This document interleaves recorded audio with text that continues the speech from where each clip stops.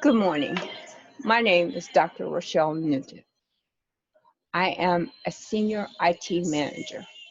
I have worked in IT for more than 44 years.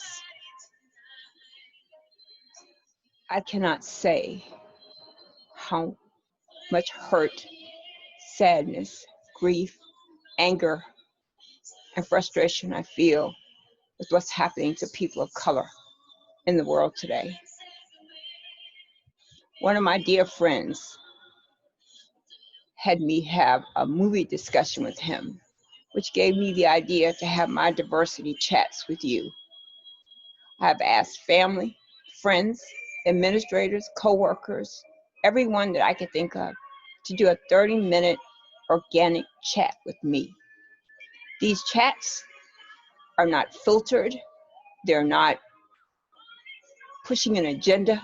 They're just people's experience vocally and visually about the world today. I could tell you of all the times I have been discriminated against, felt microaggressions, been called names. I'm 61 years old, and the title Angry Black Woman may finally be a real title for me because I'm so tired. I started out in this field when I was 17 years old, and I've been to this day in this field. And there were periods where the work was good, the people were good, and then there are periods when they were not. What I have learned is that it is not a single person, a single issue, or a single discussion that changes the world. It is a collaborative group of people who come together for a common cause to see truth, justice, and fairness.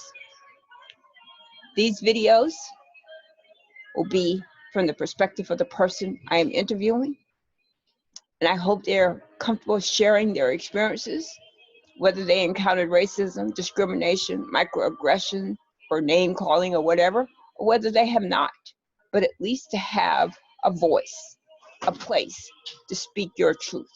We hear from all the powerful people, all the leaders in the Black community, but still, the issue remains. We down here, without titles, without power, without a voice, still experience pain, discrimination, and a host of all other things. Today, we have had in the last 5 or 6 years several incidences of Black and men and women killed by law enforcement. But this problem is systemic and goes back to 1619 when the first African stepped off the boat. Since then, we have been seen as inhuman, unfit, not equal, and just evil. That's why it's so easy for someone to put their knee on a Black man's neck for almost 9 minutes.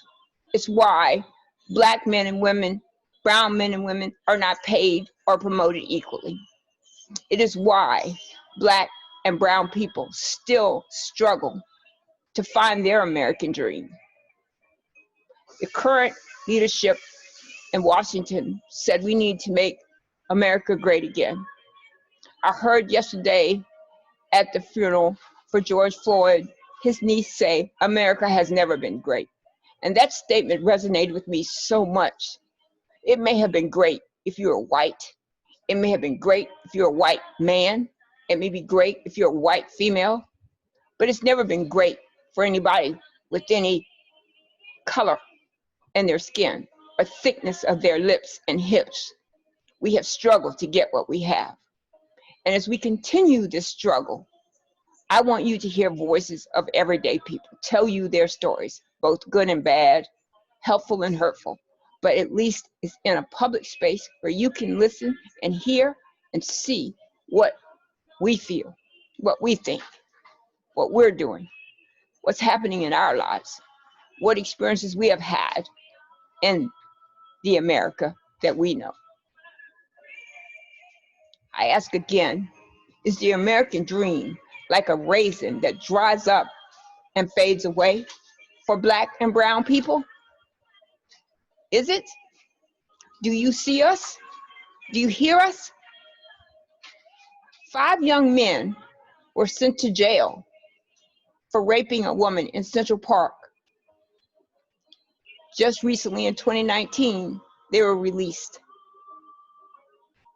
And the question was asked is how they see us. That's a question that still resonates today. How do they see us? Can I tell you how many times I've been passed over for a promotion? Countless. Can I tell you how often that I am not paid equally to my colleagues with less education, less experience, less qualifications? Numerous. I'm asking all of you that are here today to look inside yourself and ask yourself the questions that will bring about change. Are you fair? Are you a believer in equality? Are you against injustice? Do you see me, a Black woman with 2 Black children, both adults, and a Black husband, who find their way through the world through circumstance? We are grateful. Don't let this be misled. We are grateful and we are blessed for everything that we have. And we have been able to make moves in this country. However, we also see where we are not able to make moves. So I ask you to join me with ordinary people telling ordinary stories about what's happening in their lives now, then, and possibly tomorrow. Will I be killed? Will I be fired? Will I be demoted? I don't know. But that's a real question for a Black person, a brown person. We struggle every single day to find our place in this world. I ask you to join me in this journey. I do not want any important people. I don't want to talk to any of the high-ranking people who have their own voice and their own platform. I have none. This is my attempt to give voice to those who are voiceless, invisible, or valueless. So I ask you to join me. Email me, call me, text me, and tell me about a time when you are available to sit and chat with me for 30 minutes on the topic of diversity. My name is Dr. Rochelle Newton, and I thank you. I pray for us all, but we got to pray.